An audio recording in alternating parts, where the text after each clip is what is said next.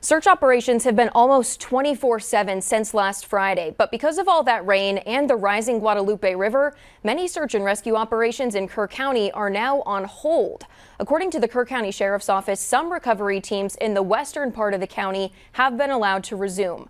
News 4 San Antonio's Emma Allen is live in Ingram tonight with the latest on why officials called searches off. Hi, Emma. Hey Jordan, yeah, we're right in Ingram, right along the Guadalupe River, just feet away. Earlier today when we were driving into Kerr County, we were in those storms, but now it is almost sunny here. Today we spoke to the Fredericksburg fire chief, who had to explain why search and rescue operations were called off today. The river is not a place to be right now. That's Bizzell, Fredericksburg's fire chief. He tells me his crews oversee covering an 8-mile radius for search and rescue operations along the Guadalupe River. From Rio Vista Road in Ingram to Highway 98 in Kerrville, their boots are on the ground, but not today. And about 9:15 we decided to suspend operations for today due to safety concerns on the river. The recent rain from today causing the river to rise again, leaving volunteers and first responders with no choice but to get to higher ground and wait until they are in the clear again. It's a every minute discussion or every 15-minute discussion with them to make sure that we're not going to get a wall of water coming on top of us. Authorities still blocking off some of the main roads near the river, only allowing first responders and residents to pass through. Mateo Matz's mom lives up the road near the river. He drove from Fort Worth to Ingram to make sure she was okay. Just the amount of damage here is just crazy. I've never seen it this bad ever.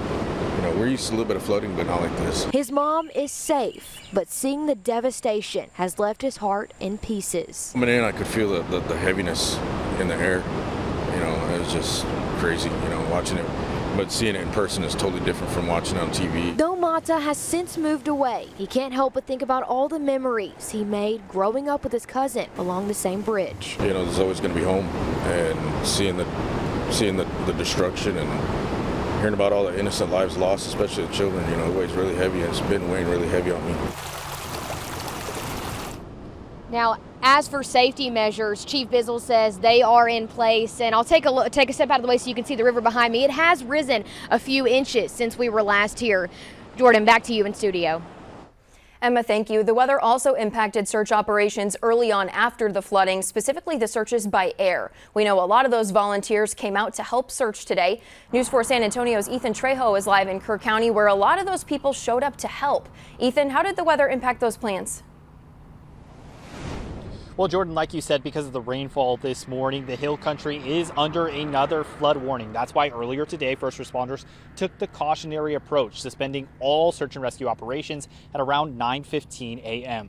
The water did raise a significant amount, but it was announced just over an hour ago that recovery teams just west of Kerr County are resuming their operations as the water has rescinded. I spoke with the operations manager here at the Ingram Volunteer Fire Department. He says they won't be resuming their searches for today out of caution and to give their responders some much needed rest. Most of my volunteers are greatly appreciative of it, and they needed the rest. They've been here. A lot of volunteers have been here since day one, and we're moving into the 10th day of it, and they need a little bit of rest too. He says they will continue to monitor the water levels as the day goes on and do have crews on standby if they rise again. Depending on the weather, search and rescue operations for tomorrow are expected to start up again at 8 a.m. From Ingram, I'm Ethan Trejo. The Hunt Independent School District was planning a candlelight vigil tonight, but that was also put on hold because of the flood watch. The district says on social media they will reschedule when it's safe to do so. We'll keep you updated on that new date and time. Other areas of Texas also under a flood watch today. The video you're seeing right now is some of the conditions in Lampasas, west of Killeen. Meanwhile, in Burnet County, floodwaters are separating families and trapping people as water rushes over roads. News 4 San Antonio's Vinny Martirano is live tonight in Burnet County with a look at that impact. Vinny? Yeah, people here in Burnet County tell me it is just too much water going on in the county. As you can see behind me, this little creek, it looks full right now, but it doesn't compare to how much water there was when it stood 1.5 feet above the street, blocking both sides of traffic and bringing in large amounts of debris like this huge tire you see off to the road. Early this morning, more rain plagued Burnet County, bringing back the horrible nightmare they experienced just last weekend. Many roads across the county are closed because of the floods this morning. Jeff White and his family in 3 separate cars pulled up to one of these lower water crossings near their home. The only issue is 2 of their cars were on one side and the other car with his daughter and son-in-law were stranded on the other. His plan's going to be sit at home. My plan's going to drive around until I can get home. It's dangerous. I mean, you want to know why people drive across it, because you look at it and you can tell you're going to get smoked out. You're going to lose control.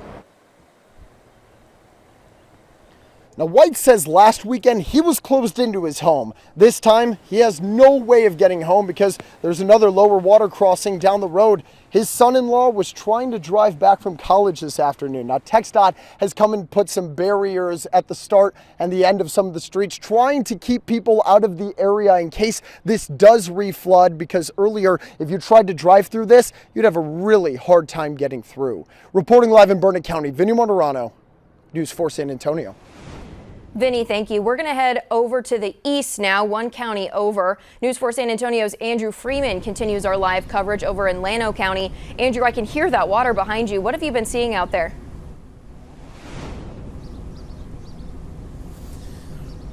Jordan, that's right. I'm at the Llano Bridge, where not only is this water rushing over the dam here behind me, but the edge of this park is partially underwater. You can see the roundabout underwater. There are street lights off into the distance underwater partially. While the water's certainly moving fast here in Llano, it's in Kingsland where we've seen some of the worst flooding. That's where we found a low water crossing off Slab Road that was completely underwater. The closed off road didn't stop neighbors from coming to see the rising water, which they tell me were at levels they haven't seen in years. Here in Llano County, it's a stark reminder of how powerful and devastating floodwaters can be. It's kind of exciting, but also I know it's coming with a lot of damage. Yeah, I mean, the power of water and you know, it's just amazing, and how strong water can be, but it is, like you said, it can also cause a lot of damage and take people's lives. Many low water crossings remain closed at this time, 75 as of this hour. Reporting live in Llano, Andrew Freeman. More than a week after historic and deadly flash flooding along the Guadalupe River, emotions are still raw for so many across Texas and across the nation. Help and comfort are coming in many ways, but the most visual might be bright green ribbons. Noelle Walker reports. If it's a day that ends in Y, mail carrier Cecily Ford is getting in her steps. More than 20,000 steps is a lot of time to reflect about the new neighborhood greenery. Constant reminder of, you know, what those families are going through. The green ribbons are to honor the victims of the July 4th flash flood in central Texas. In Dallas's Belmont Edition neighborhood, it started with just a few, but every day there are more ribbons tied around trees, like a hug for the families and friends who are grieving.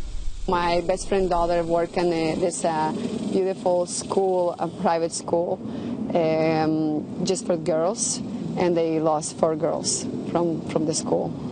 Yeah, so a lot pain. I feel for the victims. I mean, it's every day you wake up and it's, you know, it's just a tragedy replaying all over again, you know. The hope is that the drivers that pass by them or people out on their daily walks will keep the victims and their families in their hearts. Just keeping them in your thoughts and prayers, right? In my daily prayer and meditation.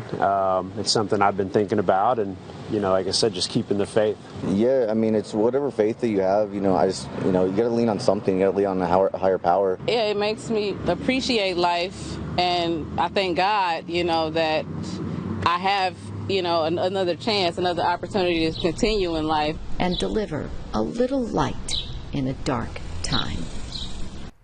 Right now, News 4 San Antonio is partnering with the Salvation Army for Sinclair Cares Texas Tragedy Relief. Just scan the QR code to help provide meals and hope to survivors and first responders who desperately need our help.